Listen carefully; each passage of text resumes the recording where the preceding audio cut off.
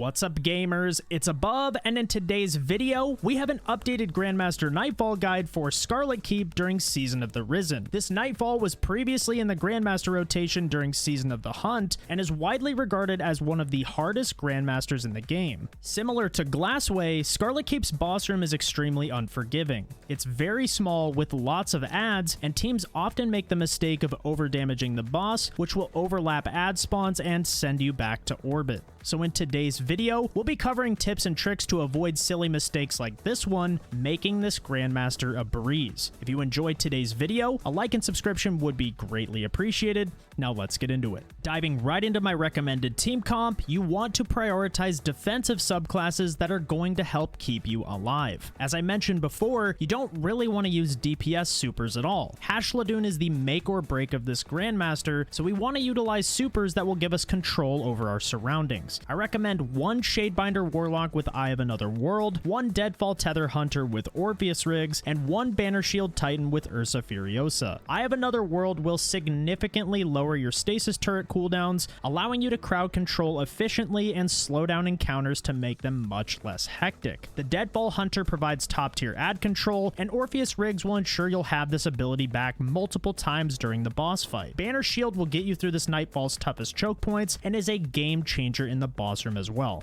As for weapon loadouts, it's really hard to beat Arbalest and Gjallarhorn in GMs this season. Arby offers the best form of anti-barrier, a free 50% debuff for your kinetic weapons, and the ability to break all shield types. There are several areas of this Nightfall where enemy placement makes this Grandmaster quite difficult, but Gjallarhorn's tracking and AoE ad clear can alleviate this pressure entirely. We paired these exotics with 3 unstoppable hand cannons, 1 blinding grenade launcher, and 2 legendary rockets to benefit from Wolfpack rounds. These loadouts give us ad clear, the ability to cover all shields, and plenty of anti-champion stuns to make sure we have options just in case one of our fireteam members goes down. If you don't have these exotics available to you, Izanagi's Burden and machine guns are great alternatives. Make sure that all 3 members of your fireteam are running Lucent Finisher for heavy ammo, as well as 2 stacks of Thermoshock plating, allowing you to counter the incoming arc and solar damage throughout this Nightfall. As we dive into the Nightfall, the opening of this Grandmaster is actually pretty straightforward. Clear some ads, push up, and you'll arrive at this multi-level room. Clear the acolytes from this high ground, then have one member of your fire team push up the right side, which will spawn in 2 snipers. Take these out, then focus on the barrier champion at the back of the room and get a finisher if you need it. As we clear ads and make our way outside, we'll arrive at an encounter with 2 hive towers on either side of the arena. I like to clear these towers one at a time, but before doing so,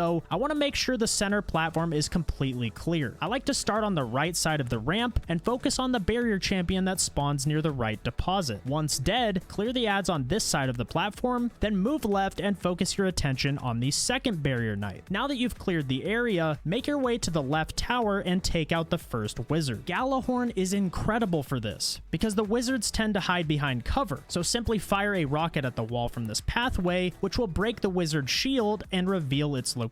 You can blind these wizards as well and get a finisher to restock on ammo if you want to. When you do this, an orb will spawn that you'll need to pick up and deposit on the center platform. Jump up on these pillars and scale your way to the top of the structure. This will give you enough high ground on the barrier that has spawned in below you for easy pickings. You're now going to repeat this process on the right side of the arena. Clear the ads, kill the wizard, and use this high ground to clear the center platform one last time. Get the barrier low and get a finisher to restock on ammo. Now that both orbs have been deposited, the bridge will be lowered and we're moving on towards the entrance of the Scarlet Keep. Send one person forward to spawn ads, then back up and use your banner shield and tether to clear out the bridge. If you back up enough, the unstoppable ogre won't actually aggro you. It'll be out of range, which allows you to deal with the ads in front of you before engaging the unstop. Once clear, take out the unstoppable champion, then push up to the midpoint of the bridge. When you jump down, 2 solar wizards will spawn in, one on each side of the bridge behind these pillars. Arbalest will handle these with ease, allowing you to clear the acolytes and push up to the other side of the bridge. But before pushing up too far, clear out the acolytes first, then focus on the barrier at the top of the stairs. Banner Shield is great for this area as well if you have it back, but if you don't, simply clear from a distance, then push up to the stairs and the Shrieker will open. It has a larger health pool than most Shriekers do, so focus it as a team to take it out quickly. There will be one barrier champion between you and the next next encounter. Clear the ads and get a finisher to restock on ammo before starting it. When you step on the center altar, the encounter will begin. A solar wizard will spawn on the platform in front of you, with acolytes spawning on your right and left hand sides. Pop a banner shield to deal with the wizard and dedicate one person to clearing out the acolytes. When the wizard dies, a barrier champ will spawn on that same platform. Take it out, but do not get a finisher here because there will be snipers looming at the back of the arena and can one-shot you if you're not careful. With that said, make sure you clear these snipers before proceeding to the other plates. Pick a side and stay together. Solar wizards will spawn on each plate as you approach them, but similar to the other wizards, they can be blinded, and you also have Galahorn and Arbalist at your disposal. As you step on the plate, a barrier champion will spawn on the platform in front of you with ads on either side once again. Clear the ads, get a finisher on the champ, and repeat this same process on the other side. Once all 3 plates have been cleansed, the door will open and we're moving on. As we make our way towards the Scarlet Keep, there will be 3 barrier champions that we'll need to take care of before moving forward. The first will be on the path up to the bridge, the second will be on this platform in the middle of the bridge, and the third will be next to the Shrieker at the entrance of the keep. The first 2 are pretty straightforward. You clear ads as usual and take out the champions from a distance. Once they're dead, you want to use this middle platform for cover while you take out the snipers near the Shrieker. There are a ton of them, and they like to dip in and out of cover, which can make them incredibly annoying to deal with. But this is where Galley goes huge, because you can track one of them and the Wolfpack rounds will spread and clear the area easily. Once dead, push up to open the Shrieker and team shot it immediately. It will melt you if left alive too long. You then want to push up to the stairs and look for the barrier champion. It tends to back up to the top of this ramp, and though it'll be tempting to try and get a finisher here, I highly recommend that you don't, because it'll trigger an ad spawn when pushing past this divider. So instead,